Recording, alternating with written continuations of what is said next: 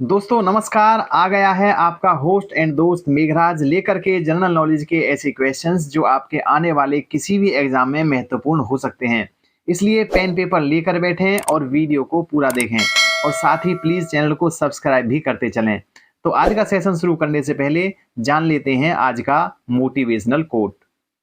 जिंदगी में कठिनाइयां उसी व्यक्ति के पास आती हैं जिनमें इनका सामना करने की क्षमता होती है। दोस्तों अगर आपके जीवन में कठिनाइयां आ रही हैं, परेशानियां आ रही हैं, तो आप ये मानकर चलें कि आपकी क्षमताएं बढ़ती जा रही हैं। उन परेशानियों से पार पाने के अंदर आपके बहुत सारी क्षमताएं भरी हुई हैं। अपनी उन क्षमताओं को पहचानें, उनका ठीक तरह से उपयोग करें और उन क्षमताओं के साथ आगे बढ़ें। तो चलिए शुरू करते हैं आज का सेशन। दोस्तों आज का पहला क्वेश्चन है, भारतीय संसद कैसे बनती है? ऑप्शन ए है केवल लोकसभा द्वारा, बी है राज्यसभा एवं लोकसभा द्वारा, सी है लोकसभा एवं राष्ट्रपति द्वारा और डी है लोकसभा राज्यसभा एवं राष्ट्रपति द्वारा। इनमें से हमें बताना है कि भारतीय संसद कैसे बनती है और इसका सही जवाब है ऑप्शन डी, लोकसभा राज्यसभा एवं राष्ट्रपति द्वारा। दोस्तों जो भारतीय संसद है उसमें दो सदन होते हैं, लोकसभा और राज्यसभा। लोकसभा को निम्न सदन कहते हैं और राज्यसभा को उच्च सदन कहते हैं। और इसके साथ अगर राष्ट्रपति को मिला दिया जाए तो हमारी संसद का निर्माण पूरा हो जाता है। चलते हैं अगले क्वेश्चन की तरफ। देश में पहली बार राष्ट्रीय आपातकाल की उद्घोषणा कब की गई थी? और ऑप्शन ए है 1947, बी है 1962, सी है 1971 या फिर डी है 1975। इनमें से हमें बताना है कि अपने प्यारे भारत में राष्ट्रीय आपातकाल की उद्घोषणा कब की गई थी पहली बार? तो इसका सही जवाब है ऑप्शन बी, 1962। दोस्तों जो हमारे देश के राष्ट्रपति हैं वो संविधान के अनुच्छेद 352 के तहत उनको यह शक्ति प्रदान की गई है कि वह युद्ध, विद्रोह या उनको ऐसा महसूस हो कि देश की सुरक्षा खतरे में है तो वह आर्टिकल 352 का उपयोग करके देश में आपातकाल की उद्घोषणा कर सकते हैं। और देखते हैं अगला क्वेश्चन। सूर्य की बाह्यतम परत को क्या कहते हैं? ऑप्शन ए है वर्णमंडल, बी है प्रकाश मंडल, सी है किरीट कोरोना या फिर डी है स्थल मंडल। इनमें से हमें बताना है कि सूर्य की जो सबसे बाहरी परत है उसको क्या कहा जाता है और इसका सही जवाब है ऑप्शन सी, किरीट कोरोना। दोस्तों अभी आपने पिछले इसमें लास्ट ईयर देखा होगा, कोरोना फैला था, उसकी संरचना भी जो उसको कोरोना नाम क्यों दिया गया था? क्योंकि जो उसकी संरचना थी वो सूर्य की बाह्यतम परत की तरह की थी और इसलिए उसको कोरोना का नाम दिया गया था, क्योंकि सूर्य की बाह्य परत को भी कोरोना कहते हैं। आप उससे रिलेट करके इस चीज को ध्यान रख सकते हैं। नेक्स्ट क्वेश्चन है 4, भूकंप के अध्ययन को क्या कहा जाता है? ऑप्शन ए है फिलोलॉजी, बी है सिस्मोलॉजी, डी है सी है एंटियोलॉजी और डी है एस्ट्रोनॉमी।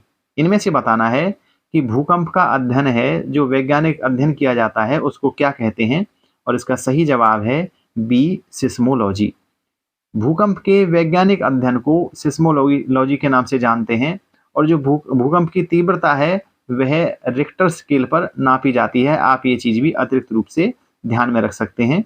और अगला क्वेश्चन है 5, विश्व की सबसे बड़ी झील कौन सी है? ऑप्शन ए है सुपीरियर झील, बी है कैस्पियन सागर, सी है अरल सागर और डी है वूलर झील। इनमें से बताना है कि वर्ल्ड की सबसे बड़ी झील कौन सी है और इसका सही जवाब है ऑप्शन बी, कैस्पियन सागर। दोस्तों आप सागर नाम पर मत जाइए, यह सागर नहीं है, झील ही है, केवल नाम इसका यह है कैस्पियन सागर। यह विश्व की सबसे बड़ी झील है।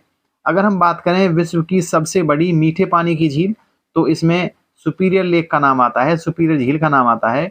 और अगर हम बात करें भारत की सबसे बड़ी झील तो इसमें चिल्का का नाम आता है और यह विश्व की दूसरी सबसे बड़ी झील है। आप ये चीज भी ध्यान रख सकते हैं। अगला क्वेश्चन है 6, विश्व के संपूर्ण धरातलीय क्षेत्र का कितना भाग कृषि योग्य है? अगर पूरे वर्ल्ड की हम धरती को देखें तो उसके कितने प्रतिशत भाग पर कृषि की जा सकती है? ऑप्शन ए है 1%, बी 5%, सी 11% और डी 48%। और इसका सही जवाब आपका हो जाएगा ऑप्शन सी, 11%। यानी विश्व का जो धरातल क्षेत्र है उसके 11% पर ही कृषि की जा सकती है। अगला क्वेश्चन है 7, विश्व में चीनी का सबसे बड़ा उत्पादक देश कौन सा है? ऑप्शन ए है भारत, बी है ब्राजील, सी है क्यूबा और डी है फ्रांस। इसमें से हमें बताना है कि चीन का उत्पादन सबसे ज़्यादा किस देश में होता है, और इसका सही जवाब है ऑप्शन ए भारत। दोस्तों जो अभी लास्ट सेशन गया है 2020-21, इसमें ब्राजील को छोड़ करके भारत पहले स्थान पर चीनी के उत्पादन में आ गया है। नेक्स्ट क्वेश्चन है 8, भारत का प्रथम राष्ट्रीय उद्यान कौन सा है? ऑप्शन ए है कान्हा राष्ट्रीय उद्यान, बी है दुधवा राष्ट्रीय उद्यान, सी है राजाजी राष्ट्रीय उद्यान और डी है कॉर्बेट राष्ट्रीय उद्यान। इनमें से बताना है कि प्रथम राष्ट्रीय उद्यान कौन सा है, और इसका सही जवाब है ऑप्शन डी कॉर्बेट राष्ट्रीय उद्यान। दोस्तों कॉर्बेट राष्ट्रीय उद्यान को सबसे पहले 1936 में हेली नेशनल पार्क कहा जाता था, और अगर हम बात करें विश्व के सबसे पहले राष्ट्रीय उद्यान की, तो वह अमेरिका में येलोस्टीन के नाम से है। ये आप ये चीज़ जरूर ध्यान रखें। और नेक्स्ट क्वेश्चन है 9, साक्षरता दर की गणना के लिए न्यूनतम आयु क्या है? ऑप्शन ए है 5 वर्ष से ऊपर, बी है 7 वर्ष से ऊपर, सी है 8 वर्ष से ऊपर और डी है 18 वर्ष से ऊपर। साक्षरता दर की गणना का मतलब है कि कैसे निकाला जाता है कि किसी क्षेत्र में कितने प्रतिशत लोग साक्षर हैं। तो इसका सही जवाब है ऑप्शन सी 7 वर्ष से ऊपर। ये 8 वर्ष से ऊपर लिखा हुआ है, वैसे 7 वर्ष से ऊपर इसका आंसर होना चाहिए। आप एक बार इसको गूगल पर जाकर टैली कर सकते हैं। मेरे हिसाब से 7 वर्ष से ऊपर होना चाहिए। इसका मतलब ये है कि 7 वर्ष से ऊपर के जितने भी बच्चे होते हैं उनको साक्षरता दर में शामिल किया जाता है, और उसके हिसाब से किसी क्षेत्र की साक्षरता दर ज्ञात की जाती है। अगला क्वेश्चन है 10वां, कुचिपुड़ी किस राज्य की नृत्य शैली है? ऑप्शन ए है केरल, बी है आंध्र प्रदेश, सी है तमिलनाडु और डी है कर्नाटक। इसमें से बताना है कुचिपुड़ी किस राज्य की नृत्य शैली है। इंपॉर्टेंट क्वेश्चन है, और इसका सही जवाब है ऑप्शन बी आंध्र प्रदेश। दोस्तों ये जो कुचिपुड़ी है ये आंध्र प्रदेश के कृष्णा जिले का एक गांव है, और उसी के गांव के नाम पर इस नृत्य का नाम कुचिपुड़ी पड़ा हुआ है। वैसे अगर हम बात करें कि सबसे पुरानी नृत्य शैली कौन सी है, तो वह तमिलनाडु की भरतनाट्यम है। आप ये चीज़ भी अतिरिक्त रूप से ध्यान में रख सकते हैं। नेक्स्ट क्वेश्चन है 11, स्वामी विवेकानंद को विवेकानंद की उपाधि किसने प्रदान की थी? ऑप्शन ए है महाराजा खेतड़ी ने, बी महाराजा बड़ौदा ने, सी रामकृष्ण परमहंस ने और डी बाल गंगाधर तिलक ने।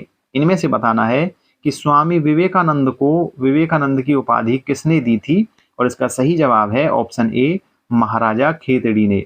इंफॉर्मेटिव क्वेश्चन है, याद रखने योग्य है, याद रखें। नेक्स्ट क्वेश्चन है 12, किस त्योहार में सूर्य की पूजा की जाती है? ऑप्शन ए है बुद्ध पूर्णिमा, बी है होली, सी है छठ और डी है क्रिसमस। इनमें से बताना है कि इनमें से किस त्योहार में सूर्य की पूजा की जाती है। तो इसका सही जवाब हो जाएगा ऑप्शन सी छठ।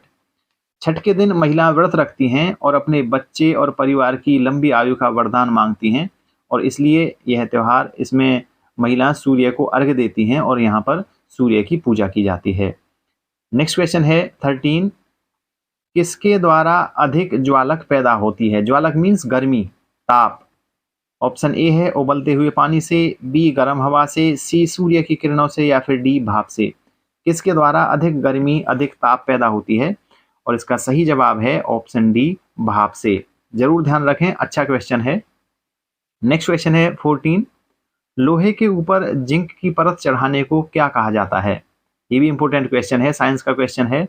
ए है आयनन, बी है इलेक्ट्रोप्लेटिंग, सी है गैल्वेनाइजेशन या फिर डी है इनमें से कोई नहीं।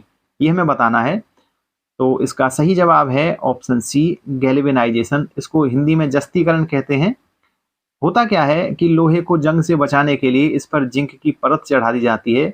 गर्म जिंक में लोहे के टुकड़े को डुबोया जाता है और उसको विद्युत लेपन विधि द्वारा उसके ऊपर एक परत चढ़ी जाती है, जिसके कारण लोहा जंग से सुरक्षित रहता है और उसकी उम्र बढ़ जाती है।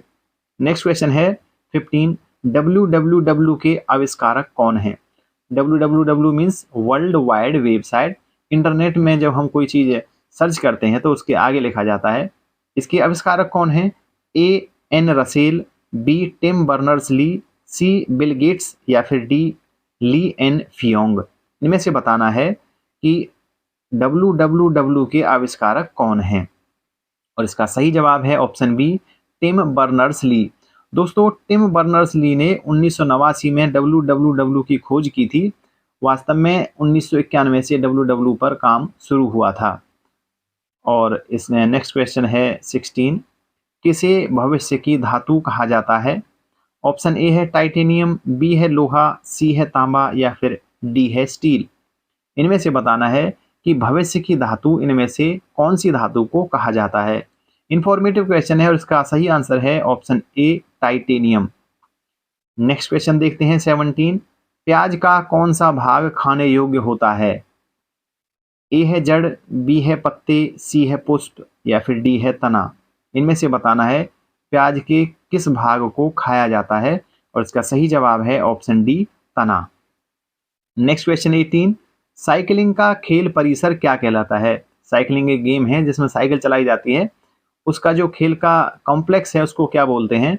Option A velodrome, B ring, C course या फिर डी रेंज। इनमें से बताना है कि जहां पर साइकिलिंग की जाती है उस मैदान को क्या बोला जाता है? इसका सही जवाब है ऑप्शन ए वेलोड्रम।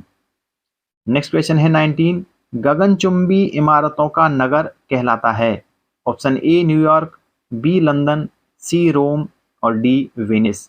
इनमें से बताना है कि गगनचुंबी इमारतों का नगर इनमें से कौन सा है, और इसका सही जवाब है ऑप्शन ए न्यूयॉर्क। और चलते हैं 20वें क्वेश्चन की तरफ, रक्त का लाल रंग किस कारण होता है? वेरी सिंपल क्वेश्चन और आप सब लोग जानते हैं। ए प्लाज्मा, बी हीमोग्लोबिन, सी आरबीसी और डी डब्ल्यूबीसी। इसका जवाब आपको कमेंट बॉक्स में लिखना है। और वैसे शायद मैंने ये सवाल आपसे कल पूछ लिया था लेकिन फिर दोबारा आ गया है, तो कोई बात नहीं, इसका जवाब आप कमेंट बॉक्स में ज़रूर लिखें और इस वीडियो के डिस्क्रिप्शन बॉक्स में आप इसका सही जवाब अपने कमेंट बॉक्स के जवाब से चेक कर सकते हैं, जांच कर सकते हैं आपने सही लिखा है या गलत। दोस्तों, उम्मीद है इस वीडियो के माध्यम से दी गई जानकारी आपको ज़रूर पसंद आई होगी। अगर यह वीडियो आपको अच्छी लगी हो तो इसे लाइक और शेयर करें, साथ ही चैनल को सब्सक्राइब भी कर लें। आप स्वस्थ रहें, मस्त रहें, बच्चों को प्यार और बड़ों का सम्मान करना अपना कर्तव्य समझें। आज की वीडियो में बस इतना ही। नेक्स्ट वीडियो में कल शाम 5 बजे आपके साथ फिर से मुलाकात होगी। तब तक के लिए दीजिए मुझे इजाज़त। जय हिंद, जय भारत।